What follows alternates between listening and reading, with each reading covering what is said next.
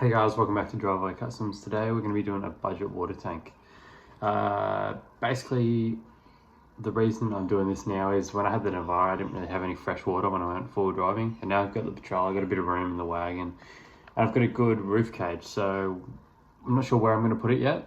That'll be for later, but let's get into it. So basically what you'll need is a jerry can of any kind. Doesn't matter whether you get this one. I got this from Bunnings. It was like 25 bucks maybe. You'll need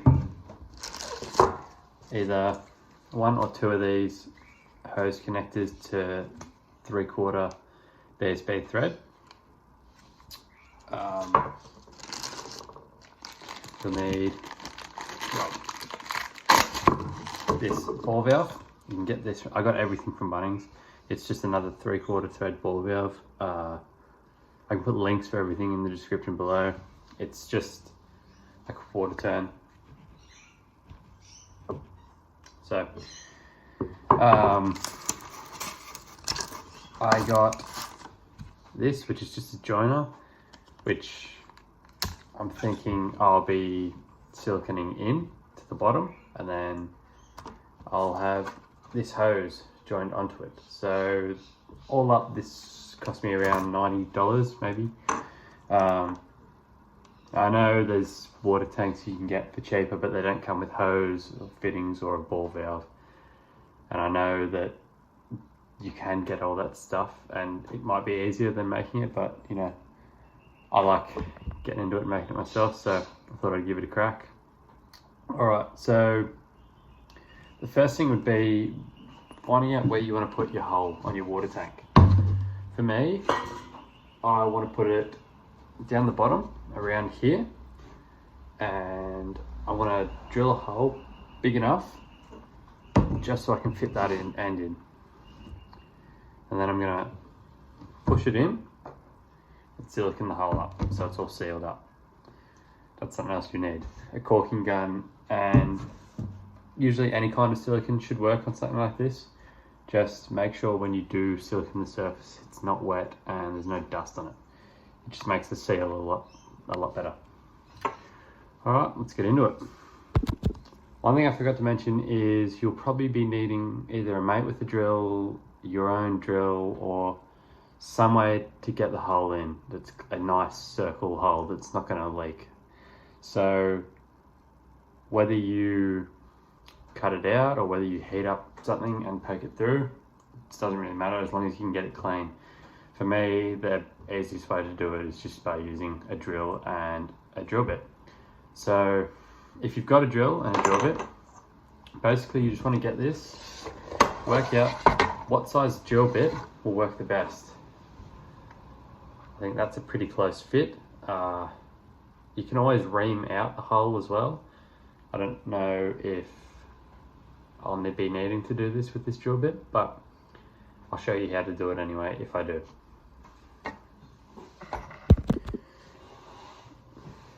So we've got this hole drilled now, as you can see, and it should fit this thing in pretty snug. So all that's left now for that part is to run a bead of silicone around this section there, the flat section.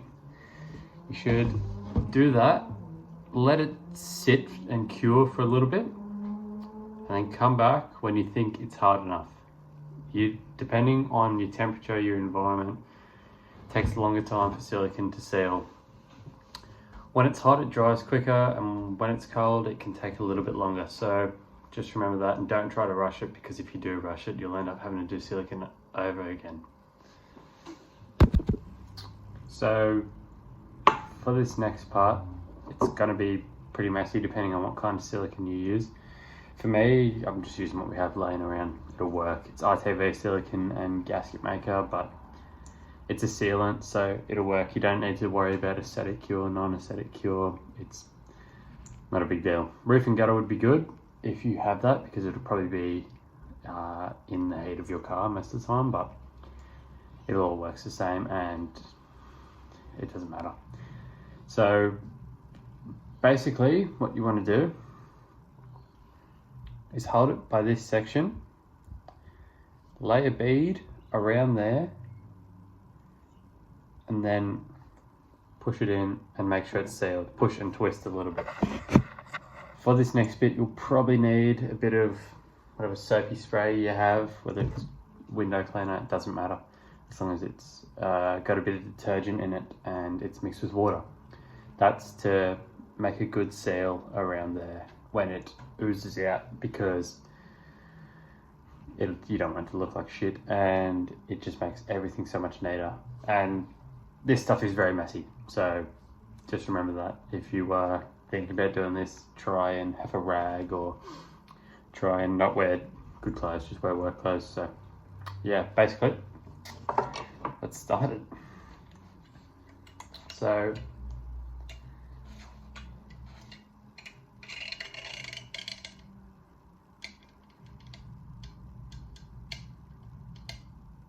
try not to use too much, but don't use too little either.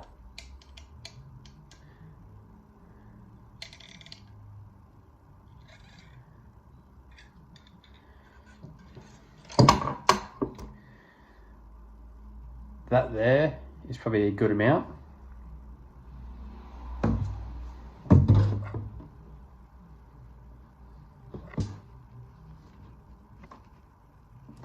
Once it's in, you can see the silicone oozing out of the side there. Hit it with a little bit of soapy spray, hit your finger with a little bit, and make sure you rub it in so it's not dirty, and hit that with a bit of soapy spray and wipe it around.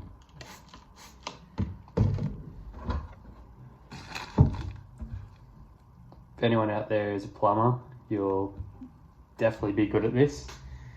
Do the shit day in and day out.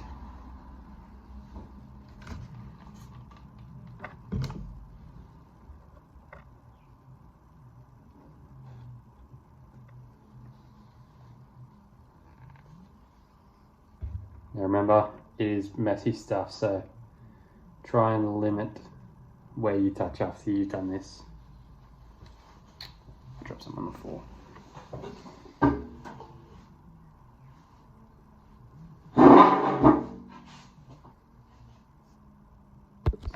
So, it's not perfect, but it's a pretty good seal job.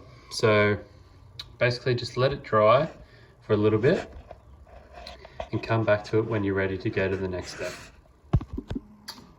So while I'm waiting for that silicone job to dry, I'm going to be putting my ball valve together. So what I mean by that is I'm going to be screwing it into this hose adapter. What I've just realized is I'm lucky I got two of them, because see that? I didn't check to see if the rubber O-ring was still on this, like this one. Someone had gone into Bunnings and taken it off for some reason.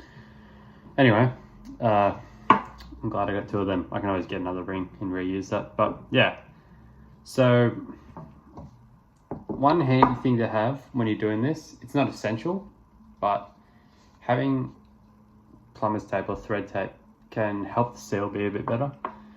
Now, it's not under pressure, so it's not really going to have much issues with not leaking, but if you go around a couple times on this, it just gives it a bit of a better seal than you usually would have with just screwing them together dry. So if you do have it, that's great. You can get it from Bunnings, you can get it from any plumbing supplier.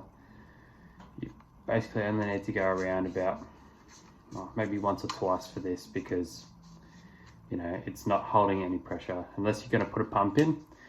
If you're going to put a pump set in, you definitely need to look up how to do it properly. So once you've done that, you want to screw it into your ball valve. The way I'm going to do it is so that the handle is going that way, so that when I'm using it, I can twist the handle and the water comes out from down here.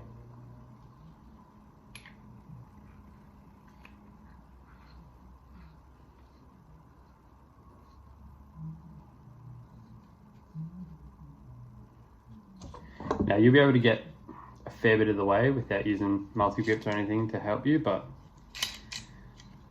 I find it just faster and easier to get multi-grips. And a shifter.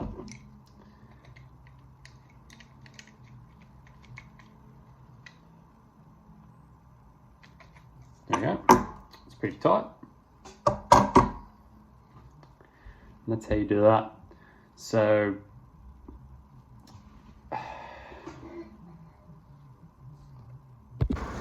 just bring this video to a close now. I couldn't really do much more as the silicone was taking a while to dry.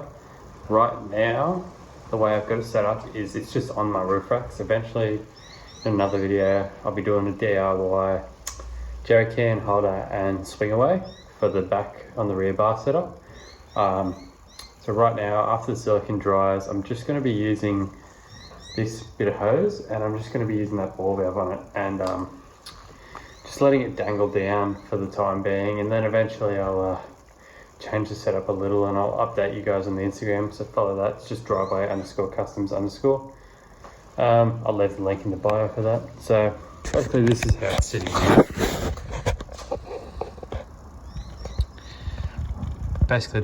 sitting now. The rear bar is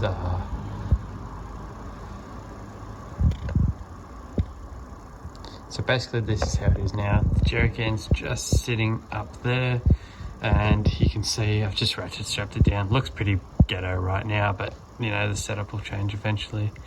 And then for down here, I'm just going to have a jerry can on the left there and a jerry can holder, and I'm going to make a swing away for this rear bar.